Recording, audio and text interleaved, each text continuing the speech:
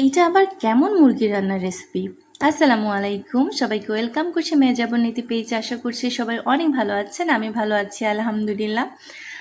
তো প্রতিদিনকার মতো আজকেও আমি প্রতিদিনের রান্নাবান্না নিয়ে চলে আসলাম আপনাদের সাথে, আর একটু গল্প করব বলে চলে আসলাম। তো আজকে সকালে উঠে মুরগি ভিজিয়ে রেখেছি, রাতেই বলে রেখেছে নতুন একটা রেসিপিতে মুরগি রান্না করব, সকালবেলা সব কিছু রেডি করে রেখো। আমিও উঠে সব কিছু রেডি করে রেখেছি। এখন তিনি রান্নাবান্না শুরু করে দিয়েছে। প্রথমেই তো পেঁয়াজ, রসুন, গরম মশলা, আদা যা আছে সব কিছু একটু ভেজে নিয়েছে, তার উপর দিয়ে মুরগিটাকে দিয়ে দিয়েছে। মুরগিটা একটু ভেজে নিয়ে তারপর হচ্ছে এখানে আলু দিয়ে দিয়েছে। এখন আলুগুলোকে এগুলোর সাথে মিক্স করে একটু ভাজাভাজি করে নিল।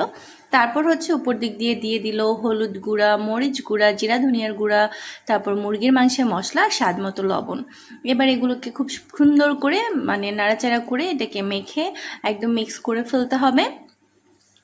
ও, কড়াইয়ের নাচন দেখে আবার কেউ পাগল ভাইবেন না, কারণ উনি রান্না করলে কড়াই এভাবে দুলতেই থাকে। কিন্তু আজকে আমি তাকে বলে রেখেছি ভিডিও হচ্ছে, একদমই যেন পাতিল এই বৃত্ত থেকে বাইরে বের না হয়। তো যাই হোক, খুবই সাবধানে তারপর সে নাড়াচাড়া করতেছিল।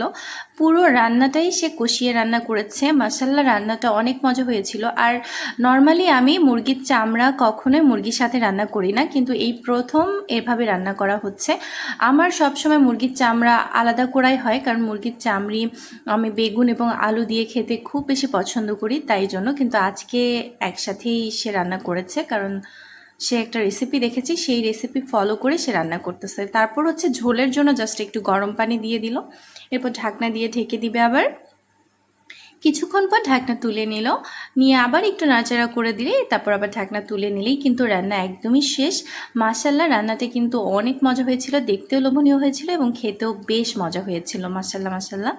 তো এখানেই আমাদের মুরগির রান্না শেষ হয়ে গেল, মানহার বাবার রান্না শেষ। এবার শুরু হলো আমার রান্না। আমি আজকে রান্না করতেছিলাম হচ্ছে কই মাছের ঝোল।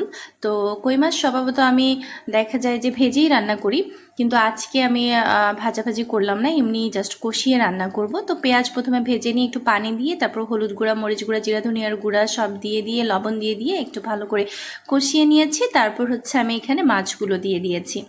মাছগুলোকে আমি খুবই সুন্দর করে ধুয়েছি। আর কই মাছের কিন্তু একটা গন্ধ থাকে, যেটা না ভাজলে আসলে যায় না। কিন্তু মানহার বাবা আমাকে বলল যে এভাবেই রান্না করো, ভালো লাগবে, একদিন খেয়ে তো দেখো, ভালো না লাগলে তারপর থেকে তুমি যেভাবে রান্না করো সেভাবেই রান্না করো। তো যাই হোক, আমি ওর কথা শুনে তো না ভেজেই রান্না করলাম। খেতে ভালো লেগেছে, তবুও যার কাছে যেটা ভালো লাগে, তো আমার কাছে একটু গন্ধ গন্ধ লেগেছে। কই মাছটার একটা অন্য গন্ধ আছে আর কি। কষানো হয়ে গেলাম, এখানে পরিমাণ মতো পানিও দিয়ে দিলাম। তারপর হচ্ছে এখন ঢেকে দিব। তো রান্না বান্না তো প্রতিদিন করতে হয়। আমি একবেলায় রান্না করি সকালবেলা, আর সেটাই দুপুর এবং রাতে আমরা খাই। মানহা পাখি এখন হামাগুড়ি দেয়, হাঁটতে চায়, ও এত খেলাধুলা করে আর এত পড়ে পড়ে ব্যথা পায়, মানে চোখের পলকেই ও পড়ে যায় আর ব্যথা পেতে থাকে। তো সেজন্য ওর সাথেই সারাক্ষণ আমার থাকতে হয়। তো কই মাছ রান্নাও কিন্তু হয়ে গিয়েছে। মাসাল্লাহ মাসাল্লাহ, দেখেন কই মাছের কালারটা অনেক সুন্দর এসেছে। আর শীতের দিক সময় তো এসে গিয়েছে, ধনিয়া পাতা ব্যবহার না করলে হয়? ধনিয়া পাতার ফ্লেভার পেলেই মনে হয় যে শীত যেন কনকনে শীত পড়ে গিয়েছে, তাই না? তো এরপর যেটা করছিলাম আমি, এটা হচ্ছে রাতের জন্য রুটির সাথে খাওয়ার জন্য পেঁপে ভাজি। আর পেঁপে ভাজি দিয়ে রুটিটা যে এত মজা, রুটি পরোটা যেটাই বলেন না কেন, পেঁপের সাথে কেন জানি খুব ভালো যায়। কেন জানি না বলতে না, আসলে পেঁপেতে একটু মিষ্টি মিষ্টি লাগে, তো সেজন্য রুটি টুটির সাথে খেতে খুবই ভালো লাগে পেঁপে ভাজি। তো আজকে আমি আবার পেঁপে ভাজিতে একটু শুটকি দিয়েছি, বাসায় বানানো যে শুটকি আছে সেই শুটকি দিয়েছি, যাতে ফ্লেভারটা একটু ভালো আসে, যাতে একটু ভাত দিয়েও খুব সুন্দর করে খেতে পারি মেখে মেখে। তো যাই হোক, এরপর মশলাটা শুটকিটা আমি কষিয়ে নিয়ে তারপর হচ্ছে এখানে পেঁপেগুলো দিয়ে দিলাম। পেঁপে দিয়ে দেওয়ার পর এবার হচ্ছে নাড়াচাড়া করে একটু ভালো করে মশলার সাথে খুব ভালো করে মিক্স করে নিব। মিক্স করে নিয়ে তারপর হচ্ছে ঢাকনা দিয়ে ঢেকে দিব। তো প্রতিদিন আসলে রান্না বান্না করতে ভালো লাগে, মাঝে মাঝে মন চায় না রান্না করতে, তখন মনে হয় ইস, আম্মুর হাতের রান্না যদি একটু খেতে পারতাম, বা অন্য কারো হাতের রান্না যদি একটু খেতে পারতাম। সব থেকে বেশি আমি মিস করি আম্মুর হাতের রান্না।